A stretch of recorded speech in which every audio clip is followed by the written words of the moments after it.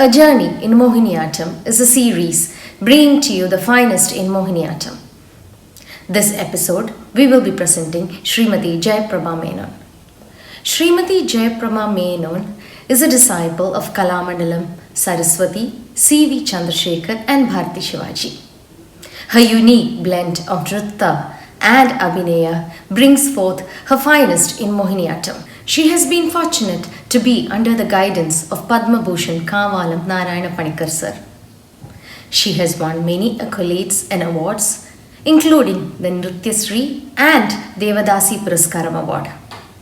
She established an institution, the International Academy of Mohiniyattam in New Delhi, India. She has a lot of students who have been under guidance and brought a lot of credit to her. Some of her noted works are Gamanam, Chandrayan, Laylahari and Tattvam. Namaste. I am Jayaprabha Menon, Mohiniyattam dancer from New Delhi. I am extremely happy to be part of this virtual festival organized by Rubina Sudarman and Vedi. I congratulate Rubina for this wonderful initiative and wish her all the very best. I present Varsha Gamana here, and I have chosen this particular item to let you know the answer of, like Rubina had asked me about globalization in Mohiniyattam. So this particular item is a very innovative item put into the frame of Mohiniyattam without compromising or diluting the elements or the frame of Mohiniyattam.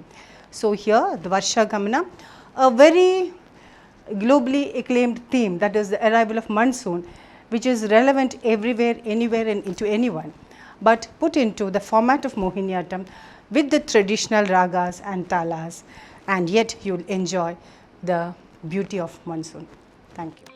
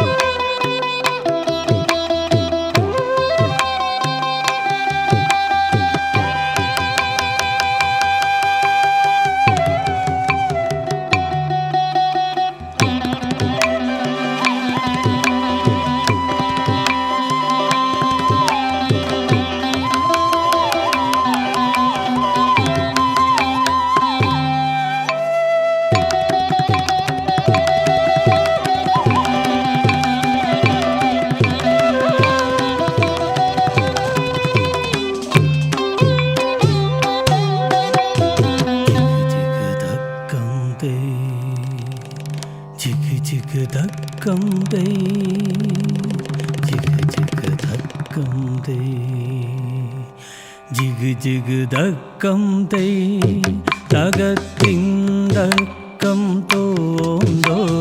Jig dakkam day, tagatin dakkam tondo. Jig dakkum day, dagadigu dagadin dakkam dimr dakkam tondo. Jig dakkum day, dagadigu dagadin dakkam dimr dakkam tondo. Dimrda kina kina ka tom dom, dimrda kina kina ka tom dom, dimrda kina kina samagado.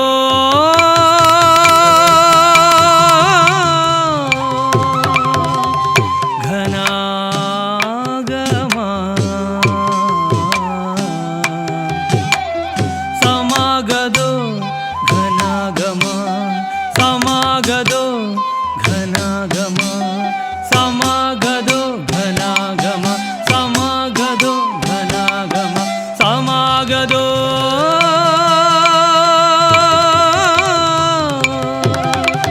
Kunjara matta kunjara, kunjara matta kunjara, ambodhara matta kunjara. Gadambodhara matta kunjara, Shashigarambodhara matta kunjara. Kunjara, kunjara, kunjara. Tindakkam dom dittam, धिमृदक्कं तों दित्तां धिमृदक्कं धिमृदक्कं धिमृदक्कं तों दित्तां तां धिमिक्य धिमिक्यतां तगिड धिमिक्य धिमिक्यतां तां धिमिक्य तगिड धिमिक्य तगिड धिक्किड तगिड गिड दगि प्रिये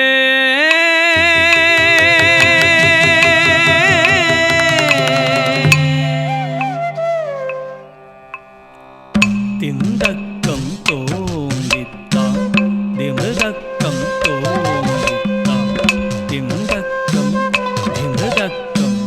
तिन्दक्कं तों दित्तां तां धिमिक्य धिमिक्यतां तगिड धिमिक्य धिमिक्यतां तां धिमिक्य तगिड धिमिक्य तगिड धिक्किड तगिड गिड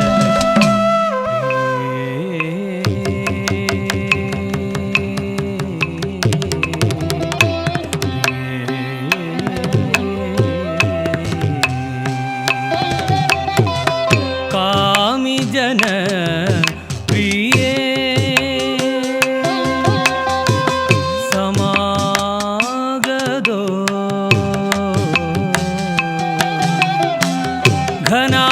घनागमा तक्किट्ट तक्क धिमि तक्किट्ट तक्क धिमि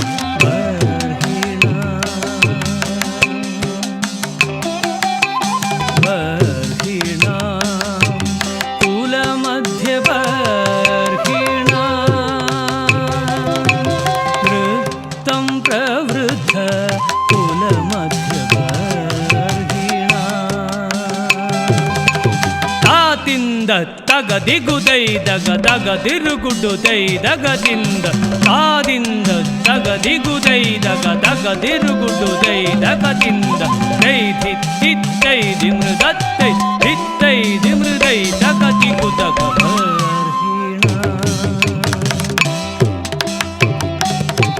ಕುಲ ಮಧ್ಯ ಬರ್ಹಿಣ ಸದಾ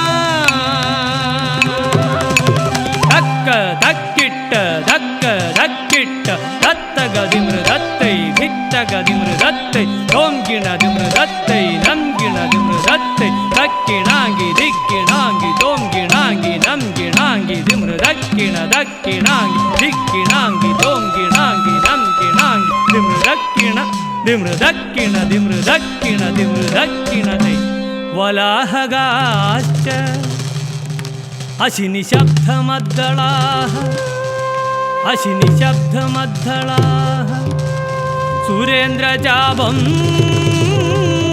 ददध ददध स्तडिद्गुणं स्तडिद्गुणं सुदीर्ष्णधारा पदनोग्रसायगै स्तुदम्भिच्छेदप्रसिदं प्रवासिना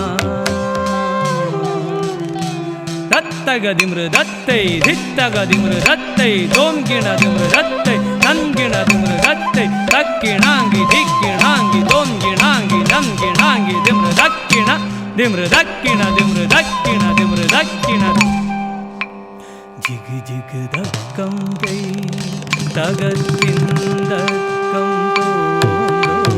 जिग जिग दक्कं दै तगद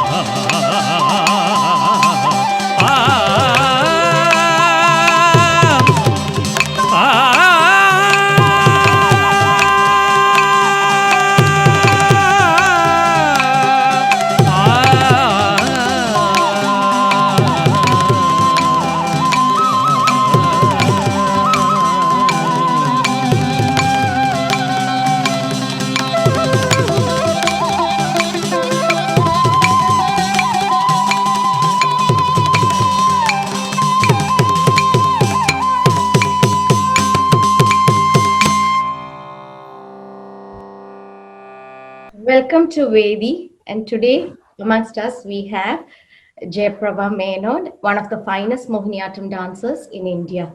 Welcome, Jayaprabha Chichi. Thank you, Rubina. Thank you very much. You have been in Delhi for a very long time. You have a school, Academy of Mohiniyattam, which you have established, and you have a lot of students who train under you from India and abroad. What is Mohiniyattam to you? My life, my existence, my everything, my happiness, everything. Wonderful. Yeah. There are many art forms you see in India. In South India, we have Kuchipudi, we have Mohiniyattam, Bharatanatyam, Kathakali. What is there any particular reason that you wanted to take up Mohiniyattam, or is it something that inspired you to take up Mohiniyattam? Yes, I just fell in love with Mohiniyattam. You know that back in Kerala, we are trained in all three styles: Correct. Natyam, Mohiniyattam, and Kuchipudi. So I was also in the same line. Started with Bharatanatyam, then Mohiniyattam was introduced to me. Then later on Kuchipudi was introduced, and we were performing all three styles for the youth festivals, for many stages. So usually when I used to perform at that time, I used to do 3 hour long performances back in my school and college days. So I was mainly doing Bharatanatyam, and I just loved doing Bharatanatyam. I used to love the jatis. I loved Bharatanatyam. I never gave much, never showed any interest in Mohiniyattam, but I did do Mohiniyattam also. Usually when I performed the full 3 hour performances, it was my friends who used to do Mohiniyattam in between when I have a costume change and things like that. So it was just, Mohiniyattam was just like, we never got to see a full length Mohiniyattam performance in those days. So it was always restricted to one Cholkata, a Padam, a Tilana, or something like that. So my friends used to do. I was cool with Bharatanatyam, but whenever I had performed for in competitions, it was always Mohiniyattam which got me first prize, and Bharatanatyam I always used to come second. So that was I was always very sad about it, because Bharatanatyam was my love. And later when I got my scholarship, senior scholarship, when I was still in my degree as a degree student, I got my scholarship in Mohiniyattam. I appeared for both Bharatanatyam and Mohiniyattam, but I got it for Mohiniyattam, and I got it with 1 year extension also, because I was good at it then. But for 3 years. But after that, after being married and the family base, naturally in Kerala what happens, you tend to stop all this. Sure. But it was at that period, that time I met Guru Bhartishwarji. And for me, Mohiniyattam was something which you do a little loose. Bharatanatyam, you do Bharatanatyam properly, and loose movements, Mohiniyattam. Correct. Nothing more than that. Because at that time, that the adavas, everything, we were never taught a separate adavas. Bharatanatyam you have learned, and then you switch on to Mohiniyattam, it's fine. But after I watched Bhartiji live, I was like, my God. I just stopped still. And another thing, that it was a full 1.5 hour performance of Mohiniyattam only. And that was the Sopana Sangeetam, the repertoire of Mohiniyattam, which Kavalam sir very revolutionary introduced. And Bhartiji was performing it. And the music, the movements, the abhinaya, each item was so different. So there was variety, there was beauty, aesthetics, music, rhythmic patterns, variants. I was like totally blown. And that too, that performance was in Regional Engineering College, Calicut. And just to think of those young engineers sitting throughout a Mohiniyattam performance for 1.5 hours without getting up. So it had a catchy effect. So it made you clinched your seat and don't move. So that I was like, otherwise we know that what happens in Kerala, otherwise, oh, Mohiniyattam, let's go. Small, it's monotonous, it's slow, and all this comes to people, and the perception, they're very conditioned. Mohiniyattam. Oh, it is always a Virahol Kandita Naika, nothing much to Mohiniyattam. There will be a Cholkat, nothing much. So, totally different from all that was this performance, this presentation. So I was like, I need to learn this at least once and perform as beautifully as she does at least once. I just had that. I never thought that I will take up Mohiniyattam seriously as a professional dancer. Never. I just wanted to do it only once. And then I went to Bhartiji's workshop. But I was totally very stiff. My body was very stiff. So she said, I don't think you can do Mohiniyattam. You stick to Bharatanatyam only. Okay. So I was totally disappointed because I've never heard like, you cannot do something in dance, because I was so used to doing good touch wood. I was a good dancer all that time. So I was like shocked. Then I came back to home. I had, my children were young. I worked and worked and worked. So whatever I had learned from the workshop, I practiced daily without compromise. Minimum 2 hours of practice. 1 hour in the morning, more than that, but nothing less than 2 hours. And evening also, dedicatedly, I practiced. Then I went back to Bhartiji again. So she was like, huh. Then she accepted me. So that was how I came into the Sopana Sankeetam system of Mohiniyattam. So that is what inspired me. Wonderful. It's just that we can see it as years of dedication and the style that you carry and your commitment, passion. Yeah, nothing is easy, right? Yeah. No, never. And everybody think that Mohiniyattam is very easy, something to me. It's very deceptive. It's very deceptive. Unless and until you perform it, actually, you will not know how demanding the style is. Correct. Because you tend to say that, oh, Bharatanatyam is very tough. Half an hour of Varnam, you sweated. You do 10 minutes of Mukhachalam and let me know. Correct. It's very difficult to hold on to that movement, to the languor, to the grace, the softness, to have it throughout the 15 minutes of your performance. It's not a joke. It's very demanding. Unless and until you have that inside, you have imbibed the style and worked on your body, it will not come so gracefully. Because when you do the chulippa, the softness of the movements goes the minute the concentration goes. Exactly, yes. So total focus and total concentration is very important. So I always felt that Mohiniyattam was much, much more demanding a style than any other. Oh, absolutely. Actually, Mohiniyattam, if you see the control that you have in your body, it defines the entire style, the whole. Right. Teacher, when you moved to Delhi, you moved at a very young age and you just started your life. Was Mohiniyattam an art form which was very not so known in Delhi? And when you moved there, how did people look at when you went to different places to perform? I'm sure there are a lot of audiences first time saw what is an art form called Mohiniyattam. And then you established the International Mohiniyattam Academy. So what was your struggle at that time? I mean, the time when you started off Mohiniyattam in Delhi. Did people already know there was Mohiniyattam in art form, or? You cannot say that they were totally ignorant of the style, because Guru Bharti Shivaji was already in Delhi. So my Guru, she was there in Delhi. So few people do know about Mohiniyattam. I cannot say nobody knew about Mohiniyattam. No, people do know about Mohiniyattam, and you know that there was nobody else in Mohiniyattam. So when I moved to Delhi, it was quite a big step. I never realized that it was such a huge step until maybe now when I look back, I say, oh my God. So people did tell me that do you realize that what are you doing and how big a step this is, that you come to Delhi just like that. See, it was very much a huge struggle, because see, few things, Rubina, matters in the art form. I don't come from a family where I have my parents as the artists. Nobody in the family is an artist. They are all art lovers. They are all rasikas. They love art. That's why I've been introduced to the art form. So I don't have that tag.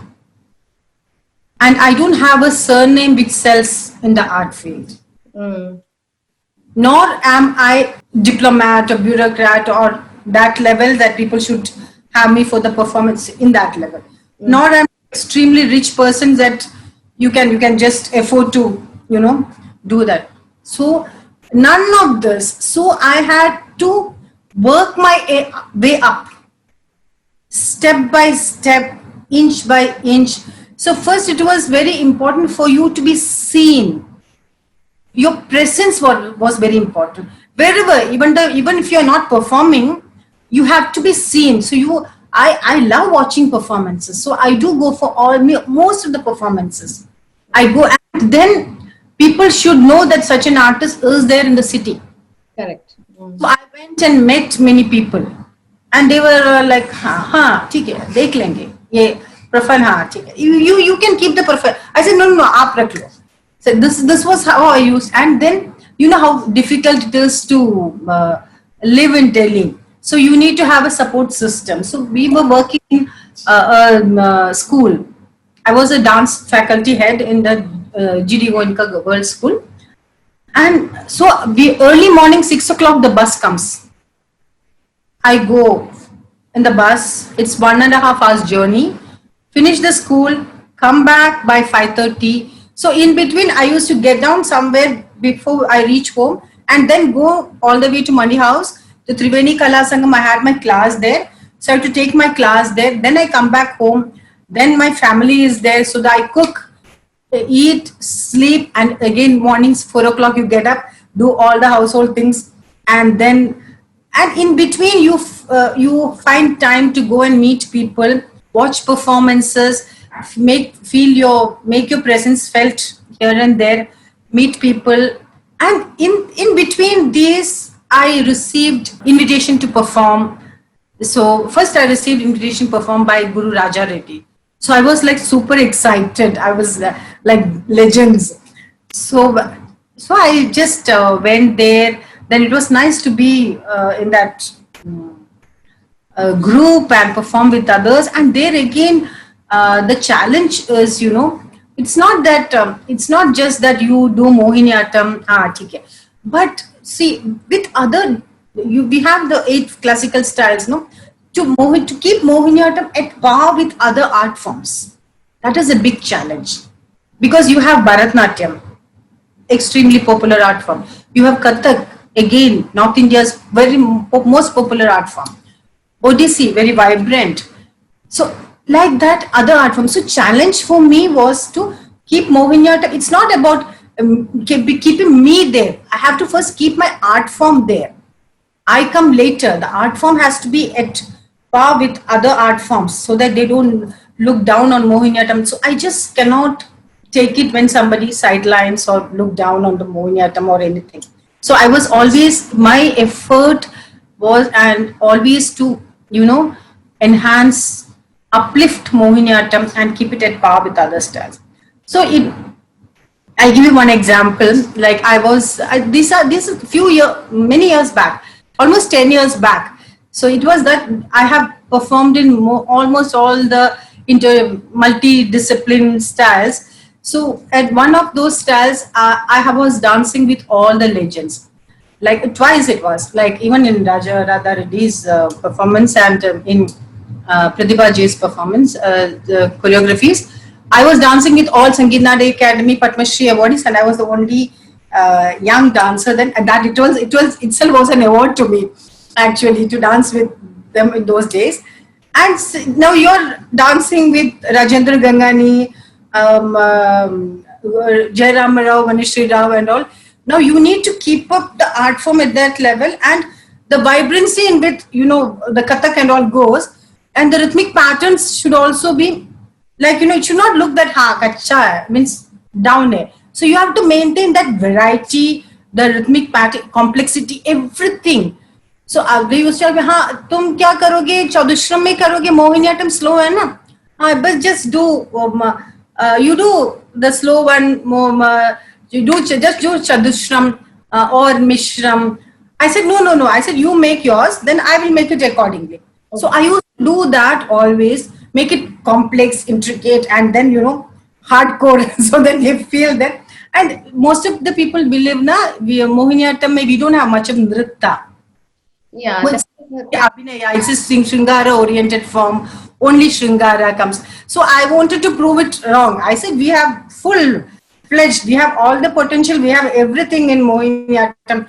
There's nothing is lacking. It's totally an independent form. So these type of to struggle the art form of, and then I never left an opportunity where Mohiniyattam can be presented. Anywhere, if they give me an Urdu poem also, I used to do Mohiniyattam. wonderful. So this was how it was. It was quite a struggle, but God's grace. Yeah, it's a journey actually. It is not like it's not a day or a week or a few years. It is an entire journey of a lifetime that gets you to Yes. where you are.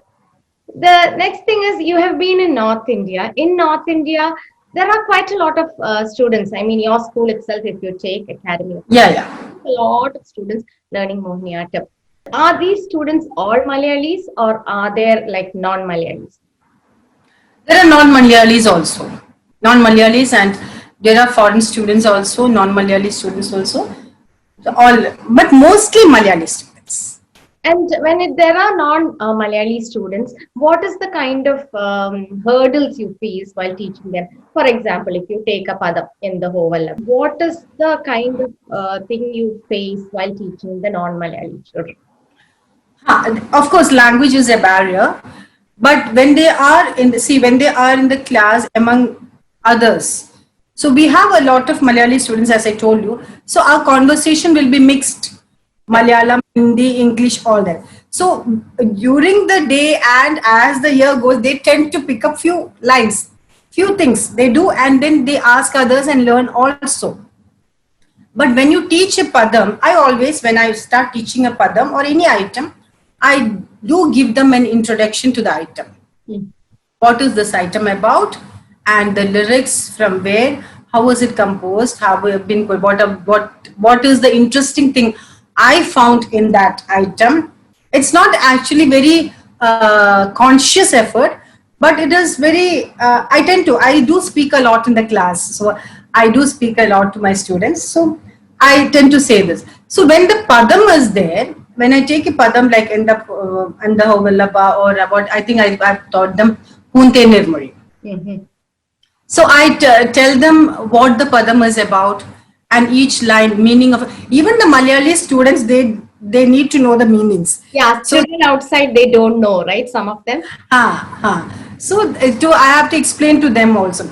Then I have to explain to them what are the abhinaya element you have to bring into it. How should it be? And then on that abhinaya, the Sringaram and Virhol Kantita mein, when you are taking the different levels and how much you can go, how should you go? Where does the Natidharmi come and where does the Lokadharmi come? All this, so I explain all this to them. Now, sometimes at times they do have questions to ask. So they ask and they're like, why are we doing this? What is this? And all that. So we tend to answer this, and then, I think a good communication is very important. You need to explain to them, then you have to take what they want to know about it and then re-explain. And sometimes, like you say, so in North Indians or others, maybe some students may not get those movements. Now you have to change movements according to them. Some moments will suit some moments will not suit. So I never teach an item, what do you say, stereotype. No. Okay. Each student is different. So I tend to change according to the, what do you say, the personality of each child. Yeah, Abhinay is a very subjective based on every individual that tackles kind of mood. And absolutely, yes. you have come up with very different kind of topics in choreography. I've seen your Chandrayaan and all that, right? That is something which is something which relates to a common man.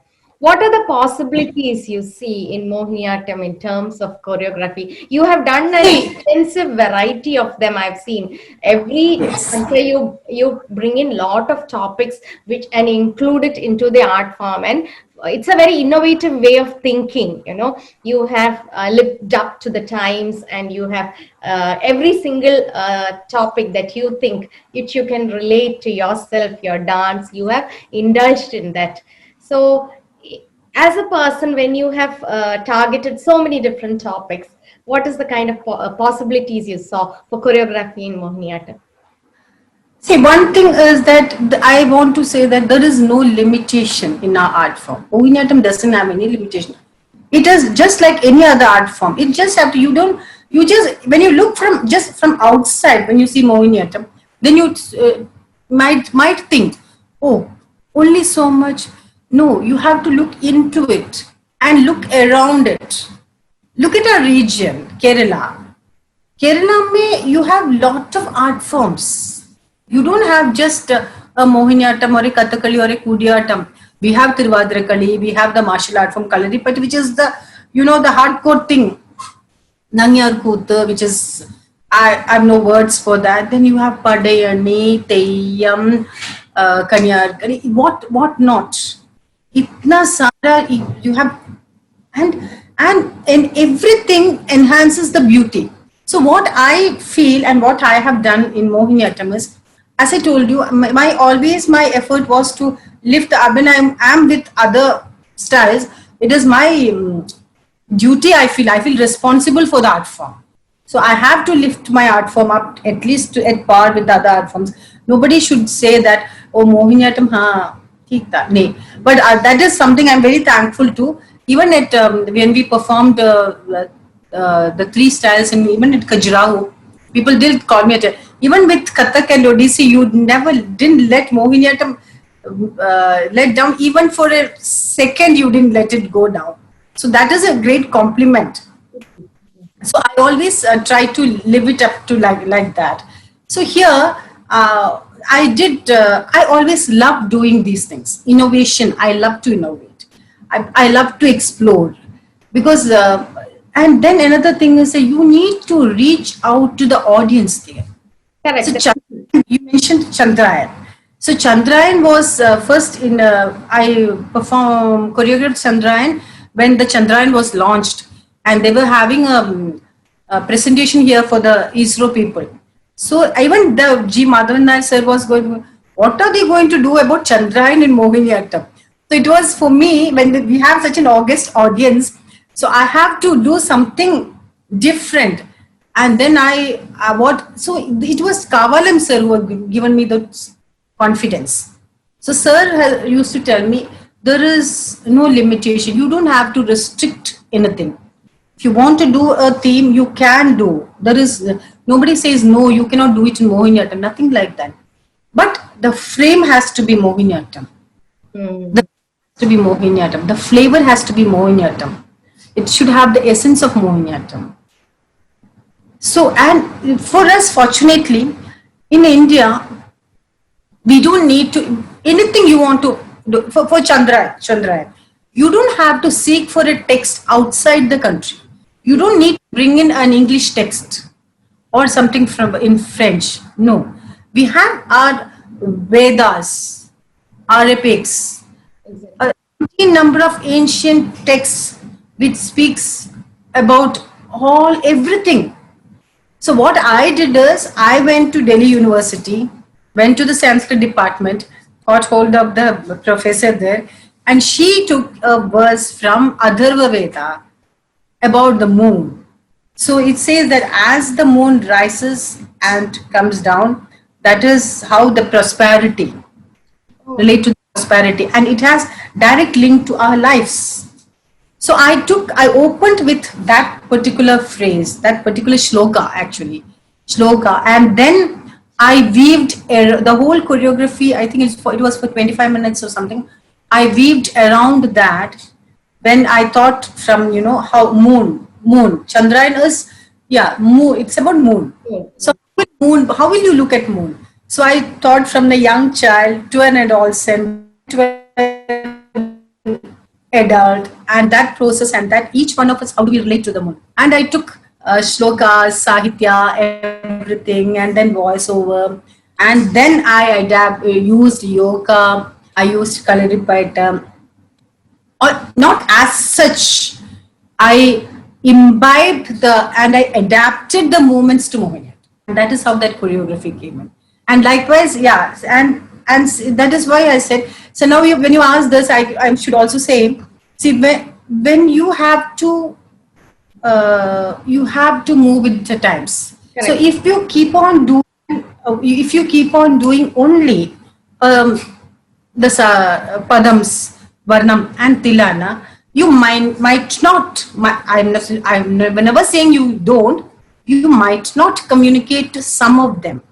They may not relate to what you're doing. They may not relate to a Virahodh Kantita Naika, or they may not relate to a Kantita Naika, or to a Swatina Patika, whatever.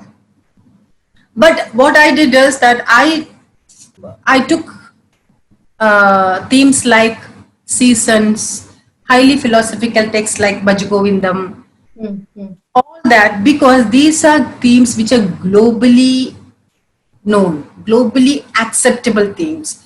Because when you do this, each one of you will relate to it. So even the young child has seen rain, Correct. Yeah. seen the harsh rays of the sun, and they've been thirsty in summer, and they felt cold in winter. So they will relate to all this. And in Bhajagovindam also, they say, Balastavat Krida Sakta. As a child, you play. And on the play, what happens? You will cry for the moon. So I have weaved those, I choreographed that little piece, like a child crying for the moon. And when you grow old, you keep thinking. And then you realize at younger age, I've been crying for the moon. When I was young, I caught hold of the young ladies I was attracted to. And now here I am all old. What happens? This is life. So this also relates to everybody. Every single person relates to it. So I think it's very important to take these themes also, to not only for the sake of doing a choreography of themes, but also to communicate and to bring the art form forward. So that you have to put a bridge across. Only then the people from the other side will come up to the bridge and start walking towards you. You can meet them halfway, or they may come to you, but still, a bridge is required. I have seen, when I came across your works, I saw one of the works that you did was Gamanam. And it is a very interesting thing, and there's a lot of thinking on behind that work. So, can you explain to me about your conception about Gamanam and what you... Gamanam is such a beautiful work. I just love that work. I've performed it only once, but I'm still like, that hangover has never left me. So it was a topic theme given to me as Unbound Beats of India. So it was only Unbound Beats. I say kucha. So we took the topic, and it was Kavalam Padmanabhan sir who helped him with it. So he made a concept script, vagera, he made it, and then it is actually about the journey of a droplet. Okay. So the water drop from above. It's so pure. So in order to get that tone, we used sitar there. So it was a very innovative choreography. And this droplet of water starts its journey, and it flows down, and when it comes to the plains, it becomes a beautiful woman. And then the girl adorns herself, and she adorns herself with the little waves, the droplets.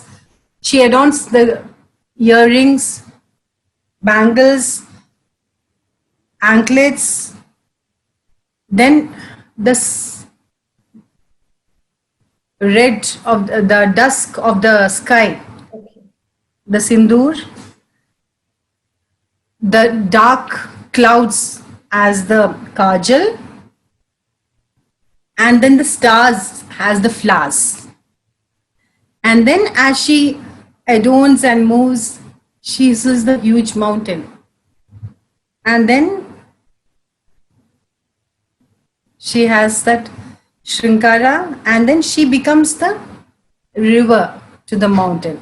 And there we have used both Edekya and Chenda to show the masculine and feminine movements. Okay. Then it was like then the meandering, and then what happens? She was taken and tied, so the female energy has been bound. So there is lot of messages this particular piece gives. You know, if the female energy has been tied, and first you're very happy in that coziness, you just enjoy that coziness, and you're cuddled and you enjoy it in the embrace, and you're very comfortable. But after some times, you feel restless. You broke open and you flow out. And this flowing, the gushing out was in Chanda, and then the movements, and then we used the rigorous flowing, and the that was in Tawil, used Tawil also. Water flows, and this droplet flows through the river and then goes into the eternity. In this, here we spoke about the female energy. We spoke about the droplet of journey, and the total piece doesn't have any sahitya. Oh, okay. It only music, and we just have one cholle for the movement, the droplet movement. Jar jara jara jar jara jara tadita ganata jar jara jara jar. How the ripples move, the waves move, how it gushes up, how it goes up and then comes down to the plane, it moves down. So it's such a beautiful piece, and I finished the performance, and the minute I came backstage, I had all the audience artists from the auditorium backstage. Everybody was like, wow, what was that? So the thing is that what I want to say is that nobody expected a Mohiniyattam dancer to do such an innovative piece in a big festival like this. So everybody was like, well, pin drop silence it was. It was 20 minutes long piece without a single sahitya. There was only this cholle and a little 2 lines, Malamugalan Uravidam. It originates in the mountain. That's it. Malamugalan Uravidam. And then the rest I forgot. That is that. And then the cholle. So the rest, everything was beautifully done in the sitar, and then Edekya, Chenda and Tawil. And I just loved the performance. I myself loved the performance. Everybody was, and now even now the people do speak about that performance. It's just such a beautiful performance, and so what I want to say is that to all this, so why you might ask, why are you doing such innovative pieces? So why am I doing this innovative pieces? People used to ask, used to tell, you must also have experienced. What do you do in Mohiniyattam? It's a Shrinkara Padam, Shrinkaram, Virhod Kantita. So I wanted to prove them wrong. You have so much of potential in Mohiniyattam. So you can do anything in Mohiniyattam. You just have to explore, delve more into the art form, more into the region, and take the right elements which suits the choreography or composition you wanted to present. And then, so anything, whatever you are, anything can be presented through Mohiniyattam. We don't have any restrictions, no limitations, no restrictions. It just has to be, you just have to delve deeper and take out the right elements from the region and enhance the presentation. Wonderful. That is, you have shown, I mean, for the next generation, you have in fact shown them that there is Yeah, no that is my way of showing the next generation that you can take it forward. So you have to think innovatively, and this is like globalization of the art form comes here. Absolutely, yes. There is no boundaries to thinking that you can only do this. It is Mohiniyattam. Just because you're doing Mohiniyattam doesn't mean that you cannot do other things. If other art forms can do, we can also do. Why? There is immense potential. We have the capacity. We have the potential. We have everything in our art form. Why shouldn't we do it? Exactly, yes. Much gracefully and much beautifully than the other art forms. So because ours is a very fluid like movements. So you can adapt a lot of things. You can bring in aggression. You can bring in softness. Everything can be done in this art form. So that's my way of telling the generation that you have immense potential and explore the art form. It's a great message for the next generation artists to come and the topics they like to choose and tread on. Definitely, it is a great piece of advice. Like, we have in Sopana Sangeetam, our repertoire is very different. So we don't usually do the Varnam and all that. So when we start with Ganapati Stuti was also introduced by Kavalam Narayana Pandya sir. That itself was an innovation. Because initially we never had Ganapati Stuti in Mohiniyattam. We had only Cholkatta. So Ganapati Stuti was introduced to Mohiniyattam by Kavalam sir. So from Ganapati Stuti we do the Mukhachalam. It's a pure Nritta piece. Then we do the Niram, which is on the Devi.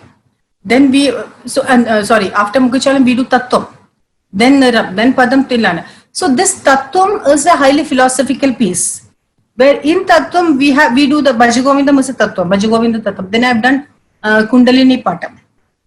Adupambe Vile Adupambe. That is also very beautiful, extremely beautiful piece. Then in the Tattvam we do Ganga Tattvam. It's the Ganga Tattva. So on the river Ganga. What is the river Ganga? Ganga is the truth. It is a lifeline of a country. So it's much more to just a river. It's a philosophy. Then you have Divagara Tattva on the sun. Sun, it's just more to that sun. It's a life. It's a life giver. So everything. So like that we have a lot of, so Kavalam sir have thought of things like this, not just the Padam, Tillana. He has not just introduced the intergens, ragas or talos. He has brought in a full repertoire, different repertoire of Mohiniyattam. So my repertoire is totally different from the usual Mohiniyattam repertoire. I very hardly do the normal Swati Tirunal Padams, very little. I do Padams penned by Kavalam sir mostly. And then we have the Jiva and the Ashtabadi also. So it's a totally different repertoire. Yeah, because in Mohiniyattam, not many people take topics which are current or take topics that is mostly it is related to, it is something which is related to the epics or it is related to characters or those kind of topics. But very rarely we come across like what we have seen in your choreography. We do like Chandrayaan. That is something which actually, yeah, it immediately catches your attention. It is like, yeah, very innovative, a thought to bring. I've also done Indradhanush on colors. Colors, yes. And this was inspired from Dr. Ayyappa Panikar's 4 lines. So it is unity in diversity and it is all colors. They are just reflections of the color white. When it passes through the prism, you get all the 7 colors. And all the colors are just one. And likewise, there's only one energy, there's only one truth. So every other thing are their reflections. So I love to work on the philosophical themes. I just love it because it gives you a lot of help. You have to explore and you have to take out the innate things, You keep on searching for things that can do justice to this topic. It's not like taking a Sahitya and just doing the Abhinaya or the Nritta. It's something beyond that. And I just love to do that. Wonderful. Chichi. The thing is, you have been associated with late Sri Kavalam sir. And what is your experience with sir and that kind of motivational, inspirational? What has been your experience with sir? I actually have no words. I actually have no words because it's just because of Sir I'm here. It was Sir who gave me the confidence, courage, everything. I used to, you won't believe, I used to tell Sir, I was just thinking, how can this be done? Can we do, even to think of, I can say like this, Bhaja Govindam. Bhaja Govindam. Sir was in Delhi for a meeting, so I was just talking to him. So how can we? I was sir, मैं ये सोच रही थी. I just was thinking, can we do Bhaja Govindam in Mohiniyattam? Sir, you can do anything. So that's how he just spoke. And next day he called me, bring a musician, a singer here, and he just composed Bhaja Govindam and gave it to me that day. Just a day, and that's That's how it was used to be. And I used to just speak over the phone, kuch bhi doubt hai, speak over the phone, and then immediate. And even if sir finds something interesting, he used to just call me up and say, see what I found? I found this. You can do this. You do it like this. And it was so interesting. And he's such a lively person, very down to earth. I feel so blessed to have been associated with him. And it was like, I have no words. I'm just no words because he's such an inspiration, you know. Morning, he always, sir, all continuously things of one thing or the other. Every time he's creating, constantly creating. Either it is cholle or it is some, he'll be writing something totally. And even, and it's a lifetime experience to have worked, of course, and to watch him in Kalari when he is directing the plays, when the artist of the Sopanam are doing, practicing, rehearsing and all. Beautiful, wonderful. I'm totally blessed. No words, I don't have words. indeed a blessing to have somebody like Kavalam sir to guide you and Yeah. be a mentor. It is indeed definitely a blessing.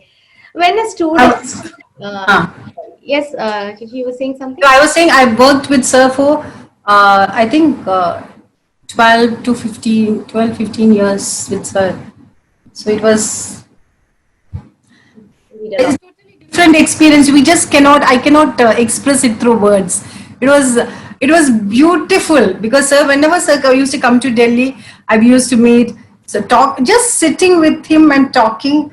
Nothing, we are not composing choreography, nothing, just talking to Sir and Sir, hearing what Sir says, that itself was something, you know, unconsciously you get so much knowledge, unconsciously you just, and a lot of things when he explains, you just see the beauty of those things, the aesthetics, the beauty, and your perception changes, and how to look at things, how to create, how to choreograph, how to think on those lines. When a student starts learning Mohiniyattam, what are the aspects they should consider, especially the basics? Nowadays, kids do not focus on a lot of the basics. Everybody is in a rush to learn an item like Cholkattu or perform something. They just start learning, and I mean, I have a school and I teach, and I have parents tell me, can you please teach her an item and then put her on stage? This is a common problem that I face as a teacher. So, what is your take on that? A student, how much focus should they give, and the foundation about Mohiniyattam as a When I take a student in my Kalari, how much ever you have learned anywhere, anything, I start from the Chulpur. No compromise. You have to start with Chulpur. Now, then it is up to you. I will not say that you have to learn the Chaudisadagam in a month or 2 months or 6 months or 1 year. If you are dedicated, if you are practicing regularly, if I see you improve, then I proceed. If you don't improve, you're there. If you improve and are in a position to take up like a Cholkata, you can be introduced in Cholkata, you have reached that level, of course I will do that. But if you tell me that I need to learn Cholkata and all, I will not. It's very difficult, yes. Put down. And then, but one thing I tell my students, see, if you are doing your work properly and you are, when I know that, if suppose a performance is there, when I feel that this girl can do, then I will include her. No questions asked. I will include you. But if you are not ready, don't expect. I will not entertain such things because I'm not ready to compromise on the quality. No way. What is globalization of Mohiniyattam to you, and how do you think practitioners will be able to help globalize Mohiniyattam? Globalization of Mohiniyattam, like as I told you, like you asked me about Chandrayan, that's one aspect, because when you take themes like this, Chandrayan or Bhajagovindam is a philosophy, Indradhanush. So even though, see, you have to, as I told you, we don't have to look for themes, sahitya, lyrics, anything outside our country. We have so much here. So you take, so when you take up any subject, you will get the sahitya, the lyrics, the shloka in our Vedas, in our ancient texts. Somewhere it is there, already there. So you just have to look into it. You just have to delve. You just have to explore and find out and take it out. So now when it is Mohiniyattam, we feel that only contemporary is contemporary. No, our classical art forms are contemporary. Correct.